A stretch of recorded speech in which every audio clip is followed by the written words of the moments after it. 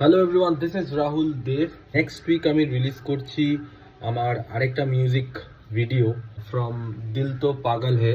গানটার নাম হচ্ছে ঢোলনা। তোমরা সবাই গানটা শুনেছো।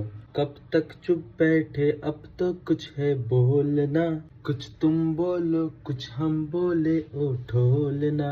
যাও, গানটা আমি অত ভালো গাইতে পারি না, তো এই গানটা রিলিজ করছি নেক্সট উইক।